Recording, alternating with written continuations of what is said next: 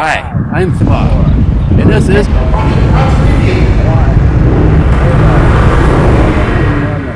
We have a liftoff.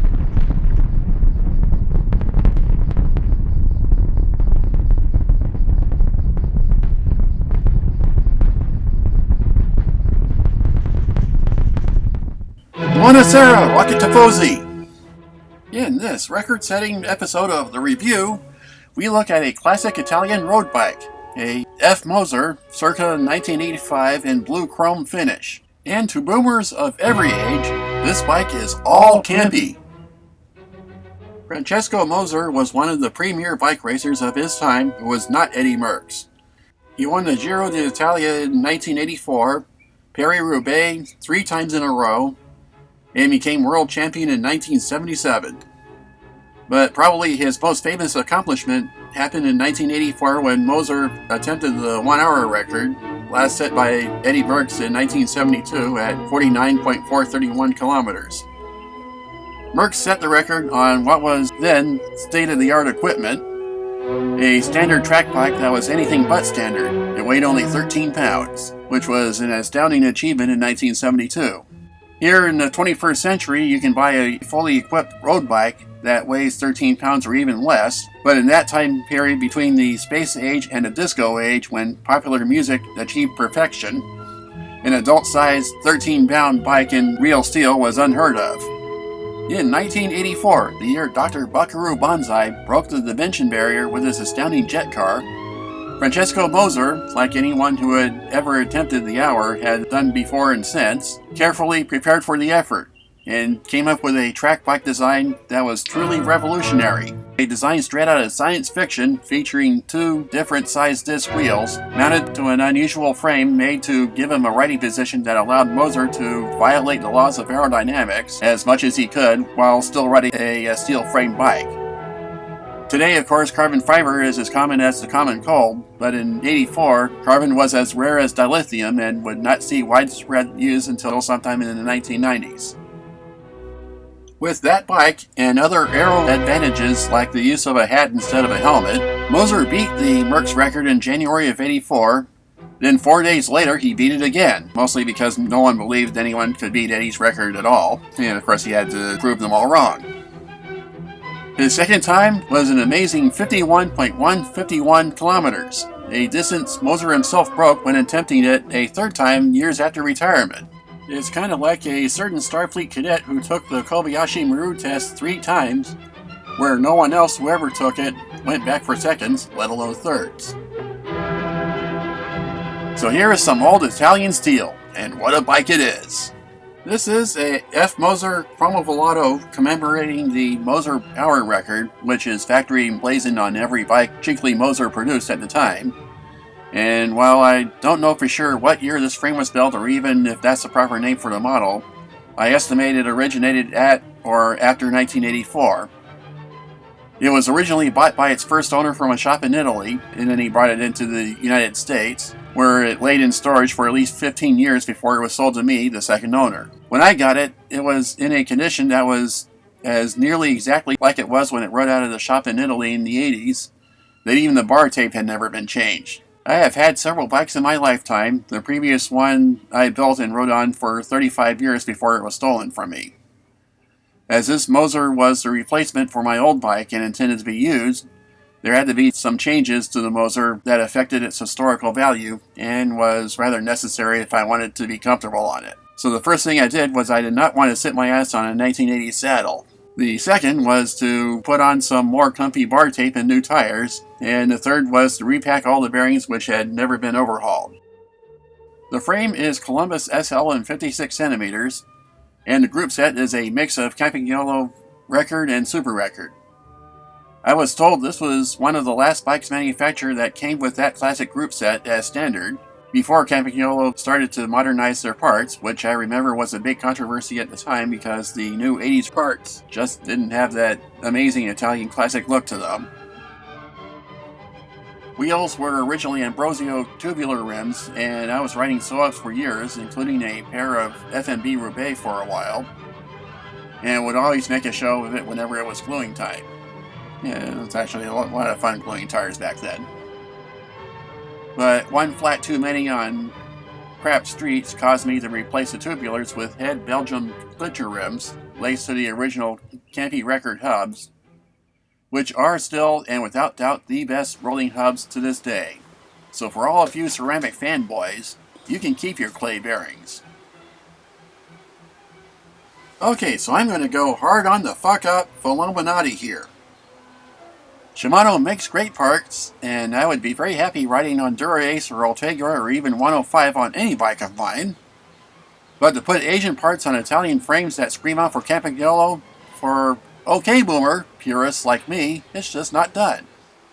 Now then, you can slap all the Italian flags and Celeste green you want on a frame, but if the frame was made in China and only assembled in Europe, then it's still a Chinese bike. So to European manufacturers, honor your frame building heritage and lay up your frames yourselves, and then maybe your local pasta monster will bless their noodly goodness. I mean, hell, I'm a prop maker, and even I can assemble a bike, and I'm about as Italian as Riceroni, the San Francisco tree. And another thing, if it's old, the term is vintage, and not retro. I mean, look at me. I am old. I am vintage.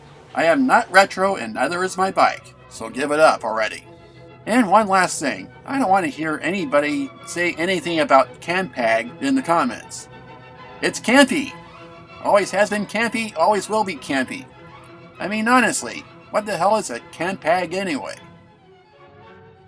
The saddle is a Sella Italia on a campy single-bolt seat post of the 80s, but it's got the Moser engravings and the flutes that would have made it a super record post if it had been a 70s twin-top bolt design. Handlebars and stem are by 3T with Moser's engraving on the stem. Cranks are 172mm at 53/42 on a traditional square taper bottom bracket axle, and I really miss the 41-2 small ring my old bike had, which was the non-catalog one issued to teams whenever they had to climb Alpe d'Huez, because 42 was just too much of an ass for climbing. The rim brakes are super record, though the only thing that made these super record were the Drillium levers, which if I remember right were rather ironically a bit heavier than the ordinary record levers.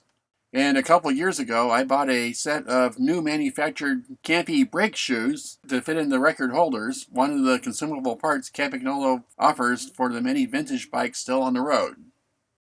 Pedals are Campagnolo Record Pro Fit pedals, so I can continue to brag the bike is all campy, and yes, it's true they don't really go with the age of the rest of the bike. But finding straight, slotted cleats to fit modern shoes is very difficult, so I stopped trying to find them years before the Moser. And old vintage shoes, which I actually have a pair of, are much too thin and flimsy and have nowhere near the stiffness in the soles that modern shoes have. Yeah, unfortunately, Campagnolo no longer makes pedals, so it could be that sometime in the future I may have to go shopping around for a pair of Lux or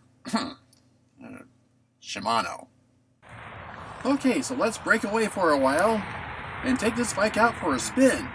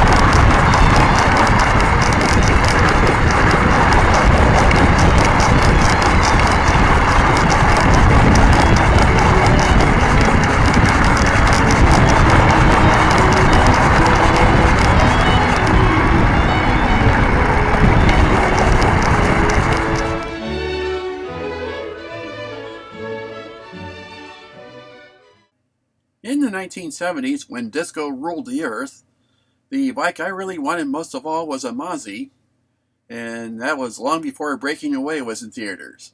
A new top-of-the-line Masi in the 70s retailed at $1,000, which, just like a top-line bike today, is half the price of a new car.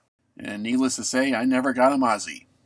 I've only ever ridden 21st century bikes for any length of time twice. The first time was a rental aluminum frame carbon fork Giant Defy, which was a entry-level bike in 2011.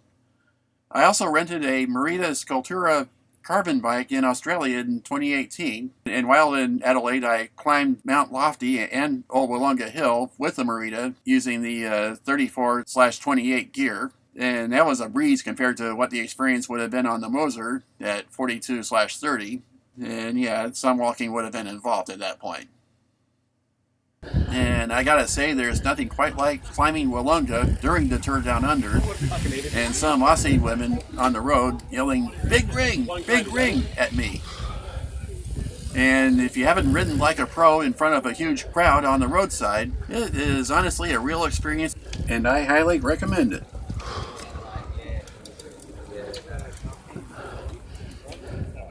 Yeah, now my honest opinion is that I would very much love to own a new modern bike because they have many advantages over the old school. They're lighter weight, they have more advanced aerodynamics, lower gears as standard for hill climbing because while I've gotten older, the hills haven't gotten any flatter, and much safer shifting than what used to come on bikes.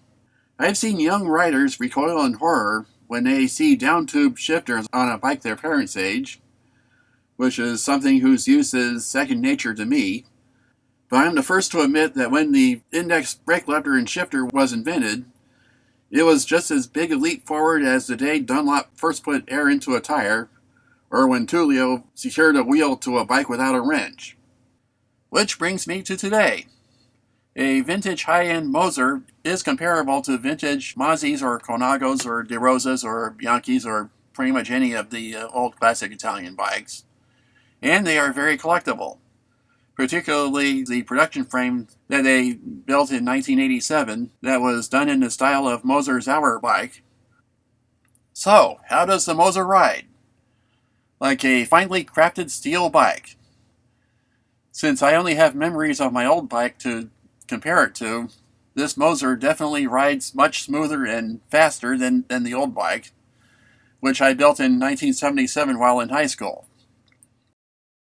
Yes, it was heavy and slow, but boy did I love it, and frankly, it was the only thing I did in high school that lasted. So, is it aero? Well, this is a vintage bike, and it doesn't know aero from Adam. Is it fast? I like to think so. I actually got a Strava trophy and not a gold personal best medal for hitting the top 10 in a segment. And it's got that most classic of group sets that all others are measured against, on a frame and finish that holds up very well today. Kind of like a classic but noticeably slower 70s or 80s Lamborghini in a peloton of copycat carbon.